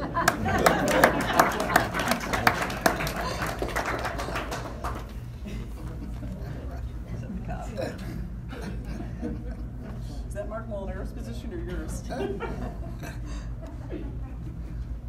Congresswoman Tenney, There is a proposed red flag law in the Senate with a rumored bill to be presented to Congress. Where do you stand on this? I'm totally opposed to it, and I will do everything I can to make sure that red flag bill doesn't end up in on the federal side. I don't think it will. I'm a co-sponsor of the National Reciprocity Act. Hopefully, Richard Hudson, the congressman from North Carolina, who is the person who is the main sponsor of that bill, we're pushing to get it in. We're hoping the president was going to include it when he passed the Fix NICS bill. He didn't do that. We think there was some intervention from some people that were more less Second Amendment advocates than I am. And that we were, but hopefully we'll get that through. Just going to tell you a little anecdote since I know I'm trying to be quicker, but my son called me the other day and said, "Hey, Mom, I just got out of the gun store. I just bought 2 pistols. He doesn't have a pistol permit in New York State. He's an active duty Marine, but he's in the state of Pennsylvania, which is very free compared to the state of New York. So on the Freedom Index, we really need to roll back this assault on our Second Amendment rights. And I support all the efforts, and I know Senator Akshar supports, and I know Mark Molinaro also supports repealing the SAFE Act. It's going to be a tough project until we can change the makeup of the Assembly and, of course, the makeup of the Governor's office, and hopefully, and we're praying that we keep the Senate.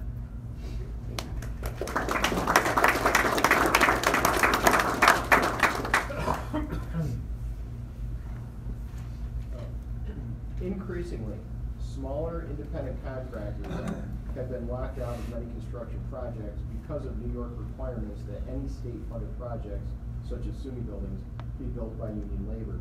What would a Sharp-Hollister administration do to level the playing field between independent companies and union shops, especially when it comes to state projects? So this actually goes beyond unions, right? This is regulation, once again. We need to reduce regulation in our state if we want to make it small business friendly. So that's not the only thing we have to do. We have to eliminate the scaffolding laws. I don't know how many people are aware of scaffolding laws in New York State. We're the only state in the union that still has these laws. One of the only ones to ever have them.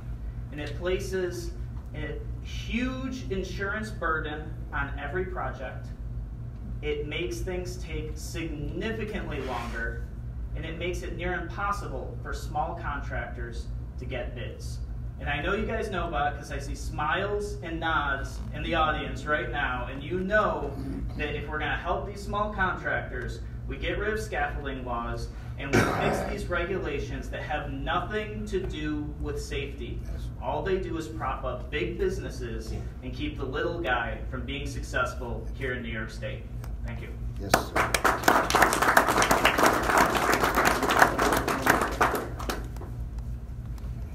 Senator Akshar, how do you feel about tax-free zones? Tax-free zones? That's all the question is. I'm assuming part of this may be, for example, Jack Kemp's idea of like an enterprise zone, or when you have these local development corporations that would give tax breaks to bring in business, or if you have like a payment in lieu of taxes to stimulate business in some economically depressed area. I think they're all gimmicks. I really do. I think if we focused our energy and our attention on leveling the playing field, ensuring that we had a better business climate in this state. I'm glad to hear that Sharp and Hollister agree with Akshar. I sponsored the bill to repeal the scaffold law. This is nonsense. It drives the cost of doing business through the roof.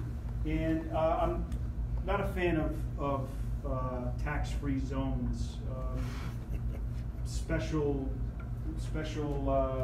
things to happen for special people. Just level the playing field. Make it easier for everybody to be successful. That's all that business wants. They don't want to be overregulated. They're tired of being overregulated. They want to be able to go to work, create jobs. I've said this often that, and I know Mark believes this, that it's not government's responsibility to create jobs. It's government's responsibility to get out of the way so businesses can thrive and prosper on their own. Business owners know how to create jobs. Bureaucrats in Albany don't know how to do that. As a matter of fact, all they do is get in the way. And under a Molinaro-Killian administration, that's exactly what they'll do. They'll make sure that government is out of the way so businesses can thrive and prosper on their own without government gimmicks.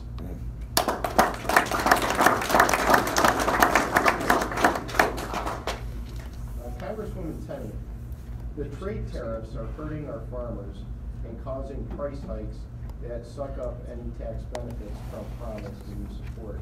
How can you support it? Actually, I didn't impose the tariffs, the president did. So I do think that limited tariffs are proving to be somewhat effective. I don't support the tariff. Actually, I led the letter when Canada has violated NAFTA by violating Class 7 dairy pricing, which has cost the state of New York $48 million last year alone. And we're yet to find out what it's going to cost in 2018. We're trying to get Ambassador Lighthizer to fine Canada and prevent them from being able to do that on the dairy pricing. And generally on the tariffs, and the president was trying to use tariffs as a negotiating platform. There's some debate about whether that's working or not, but I've talked to people that have mixed reviews. There's some steel manufacturers and people in my community who are really supportive of tariffs. They said that steel is being dumped. On the ag side, I know it's really hurt big states like Kansas and others that are producing soy and other the cotton producing states. The president is trying to realign the imbalance in trade and the unfairness that we've experienced for a long time. I'm not sure that this is the right answer, but he's feeling it out, and I do support the additional subsidies, especially on dairy. The dairy farmers are really victims of New York State. A lot of their problems are an oversupply of milk caused by such other things, things like the governor creating us as the #1 yogurt state in the nation, and has caused some oversupply. We cannot lose our dairy farms. They're suffering under really oppressive high property taxes because of New York State, high cost of living, high wages. We have the highest minimum wage and a bizarre 3-tier minimum wage in New York State that no other state has. We're higher than our neighbors. And one of the problems that when the minimum wage was passed is we did not provide an ag exemption, which has always been part of the minimum wage. So you're seeing farmers having trouble getting labor and having people work on their farms. So on the tariff side of it, I'm hearing mixed reviews. The president, in some cases I agree with him, in some cases I don't. But I'm hearing a lot of positive feedback from steel manufacturers. They're actually happy, and some others aren't.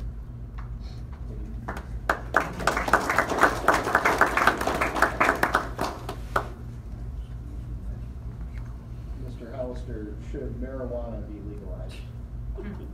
So we talk about agriculture and our small farmers. We can absolutely help save our small farms if we legalize hemp and marijuana for our small farmers. Hemp is actually a product that contains no THC. You can't get high on it whatsoever, and you can use it as an alternative to cotton and plastic. So I say yes. I say absolutely. Legalize hemp, legalize marijuana. In New York State, we will save our small farmers. Other states have done it successfully. They have. Now somebody's going to say, but wait, when Colorado did it, didn't their crime go up? It did. But the reason it went up is not because high people were driving around and crashing into people. It went up because the federal government doesn't allow you to put sales for marijuana into a bank insured by the FDIC. So marijuana and hemp farms were being vandalized and robbed because they were cash businesses. So yes, crime went up. Once they added security, crime went way back down to where it was. So legalize hemp, legalize marijuana, save upstate farms. Thank you.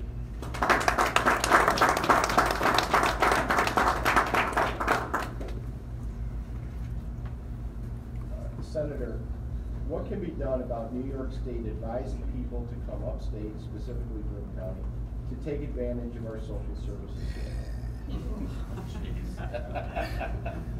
Read it to me one more time, I'm sorry. What can be done about New York State advising people to come upstate, specifically Broome County? About New York City advising people to come upstate, specifically Broome County, to take advantage of our social services system? Well, we fought City Hall on that. What's the name of the program, Amanda? Do you remember specifically? It skips my mind, but de Blasio was essentially saying in New York City, the county legislator knows this, de Blasio was essentially saying, look, you need a place to go. We're going to pay your first year's rent in a place, and you can go to Broome County if you want. I think it's really a matter of ensuring. You talked earlier about how do you share ideas, and I said to communicate. It's really about ensuring that those lines of communication are open, and we know exactly what New York City is doing, and really push back on that, right? Mark was raised by a single mother on food stamps, so he understands the importance of social services. But to take care of people who are on social services, that doesn't mean you move them from one place to another place. You have a problem here, you don't solve that problem by moving it into a different community. You address the problem where it resides. And we took Mayor de Blasio to task on that issue. And I would like to think that we were successful, but it's something that we have to continue to watch and ensure that, again, New York City is just not moving their issues and their problems from New York City to communities upstate.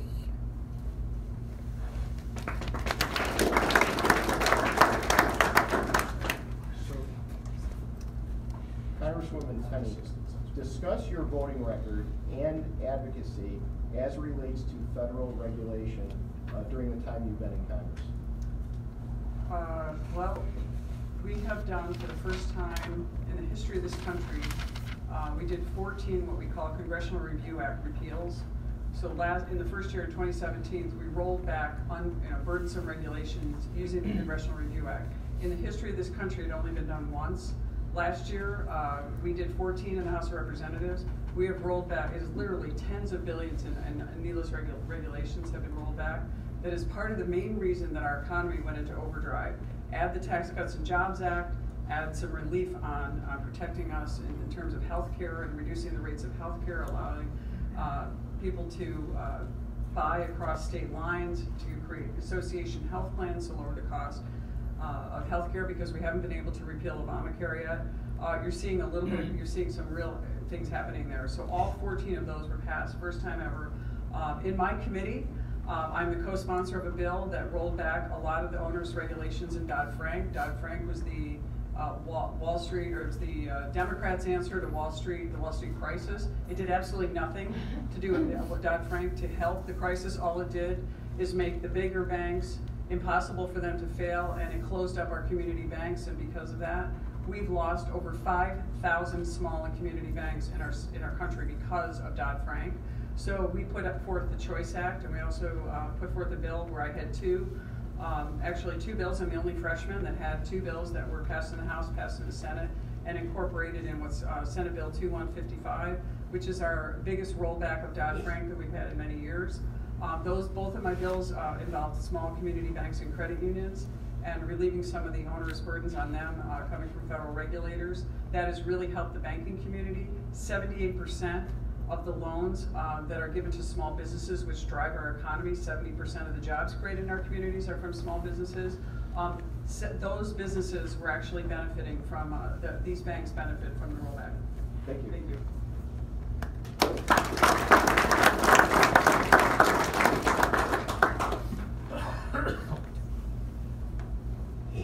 Mr. Hollister, same question that was asked a few moments ago to Senator Akshar.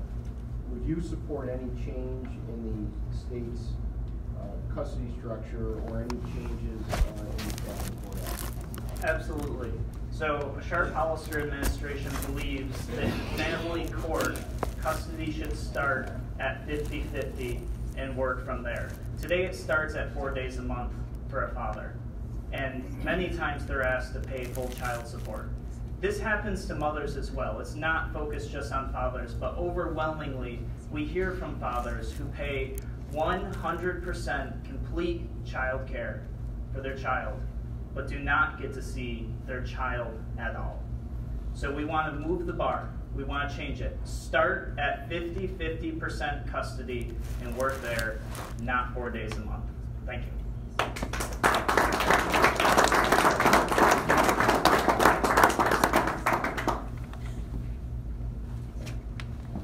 Senator Akshar, does the Lieutenant Governor nominee support the right to bear arms or not? And how do we know that? She does. I think a lot of the conversation is being driven on some of the positions she took when she ran for the state Senate. I think her position is evolving on the Second Amendment, and she's in lockstep with Mark, and there shouldn't be any concern by anybody in the room or anybody across this room still.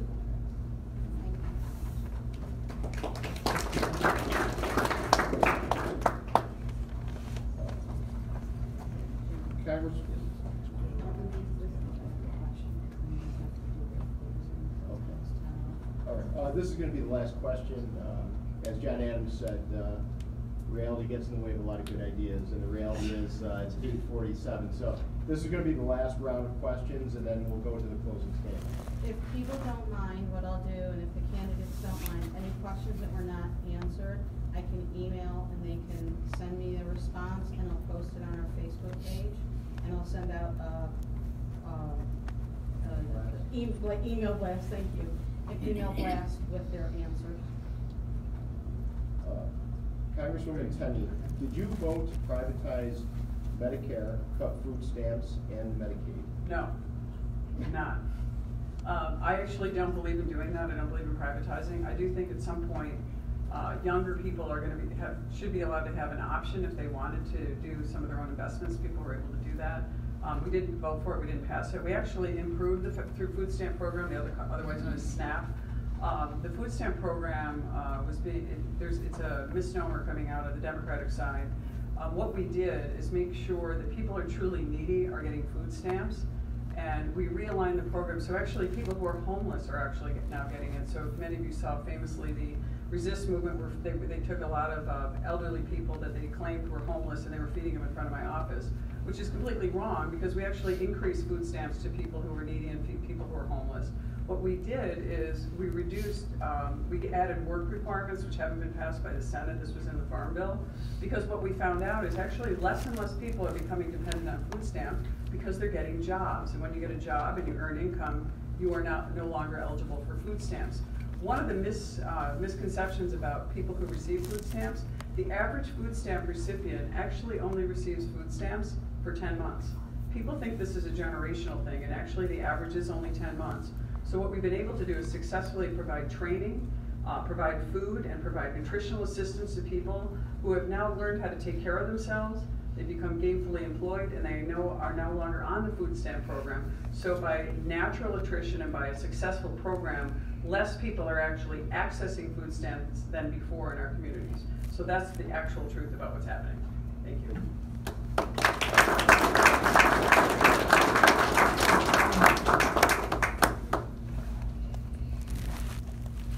Mr. Hollister, my major issue is the life issue. How would a sharp Hollister administration construe life, liberty, and the pursuit of happiness? So life, liberty, and the pursuit of happiness. That sounds like quality of life. Freedom to move, freedom to spend your money, freedom to not be tied to your property, which is where a lot of New Yorkers are today because of our extremely high property taxes, our overburdensome regulations. I meet people who tell me they want to leave, but they can't because their property taxes are so high, nobody will buy their property. But they can't afford their property taxes either. So life, liberty, the pursuit of happiness here in New York State starts with deregulation, cutting spending, and making sure that we have opportunity here, mobility, the chance for you to do what you want with your life. Less money taken out of your pocket, a better education system, less people leaving our state for other states. Thank you.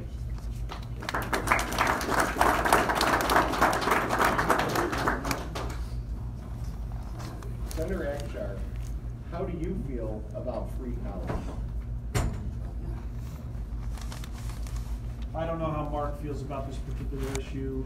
Nothing's free in life, right? And while I am a member of the legislature, I voted for the Excelsior program that the governor put forth.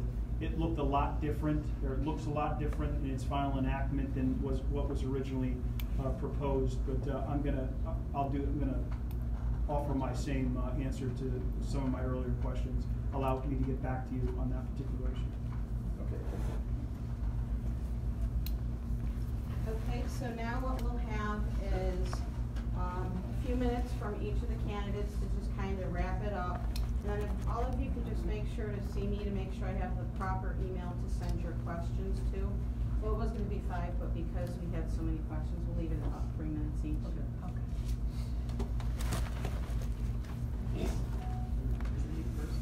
Same order? Are we doing same order? Yes, Yeah. I guess we'll follow the same order, thank you.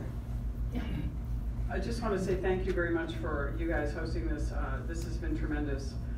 Your stand for the Constitution, you're honoring it is really what's important. This election is one of, and I know you hear this every year, but this election is really one of the most important that I've ever experienced in my 57 years, and I've been voting. I voted in every single election since I was 18. This is about choices.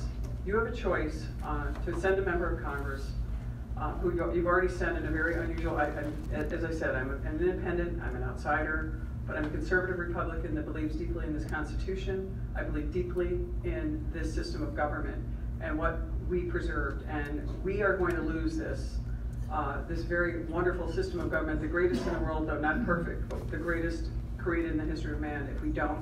If we make a mistake and send the wrong person to Congress, to the Senate, and a number of other positions. We may not be able to control everything, but we can control what happens in the House of Representatives. I'm running in what's been called the top 10 targeted seat. Donald Trump won this district by 16 points. I won it by 7 in a 3-way general and a 3-way primary. You know who I am, you know what I stand for. I'm a constitutionalist, I'm a conservative Republican. I am fighting and working every single day as your advocate. I have brought unprecedented amounts of resources back to this community without having to increase spending. I've scoured appropriated funds to try to help our communities, using grants to protect our fire, to protect our veterans. I voted for the veteran, my very first bill was the Veterans Transparency Act, voted for the Veterans Accountability Act, the Veterans Mission Act.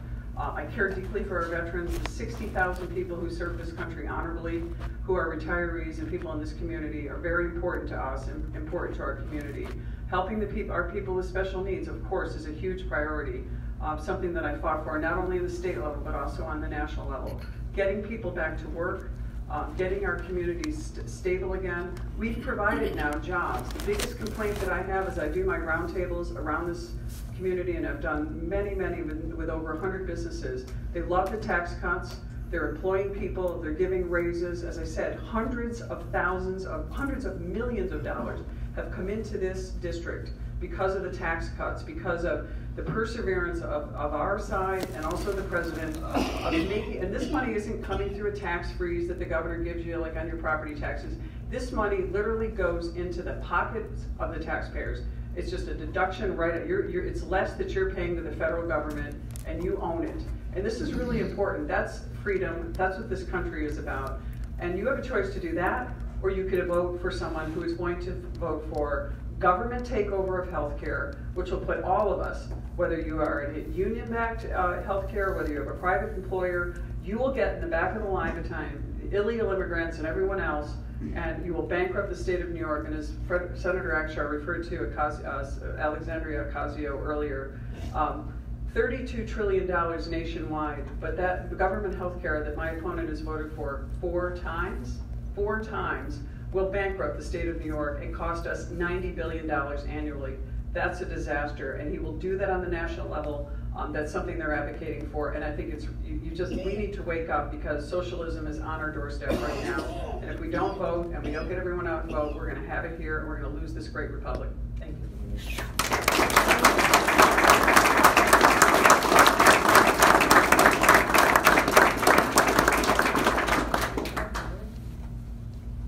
Thank everybody for being so engaged in the political process, because we need more. 70% of New Yorkers don't vote.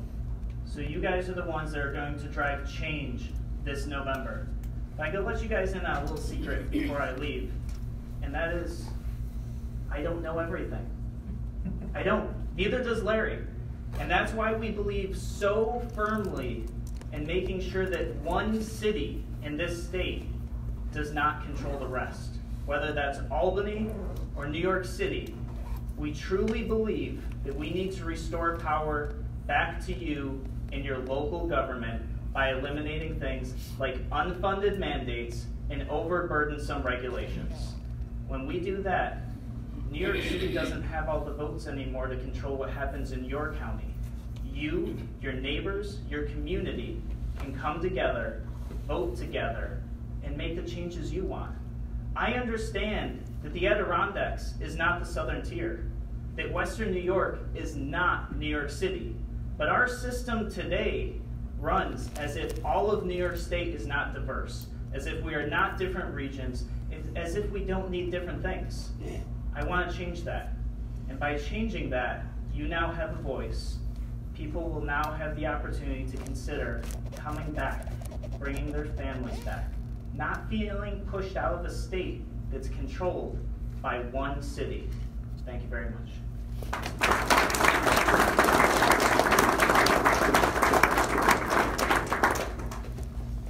So proposals are good, but you have to win to be able to implement them. That is the political reality. And Marcus Molinaro and Julie Killian have a path to victory. And I am encouraging everybody to learn more about Mark. Go to Molinaro4NY. You can learn more about Mark and Julie there. And we are really we're in a precarious place. This is reality versus fantasy. Andrew talks about a lot of good things, but the reality is that Mark Molinaro is the only person running against Andrew Cuomo that can win. My guess is that there is not a single person in this room that doesn't believe we need change on the second floor of the state capitol. We do. And Mark Molinaro will implement that change. He and his running mate, Julie Killian. So I am encouraging everybody, as I am, to support Marcus, to support Julie, and please do everything in your power to ensure that your friends all over the state get out and vote for the Republican candidates running for the state Senate. Because if we lose the state Senate, we are in trouble. So again, as I'll end where I began. Marcus to me is just an ordinary guy who's fighting for everyday New Yorkers. So again, I encourage you all to support him. Thank you so much.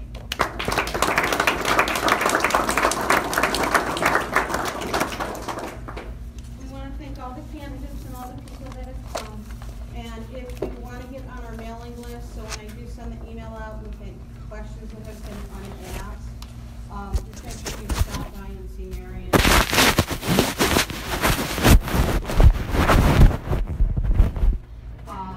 And then I'll get it on as soon as I get answers from the candidates. Thank you so much.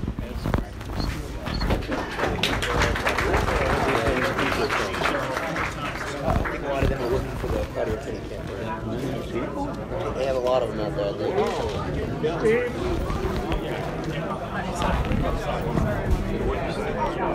Back to the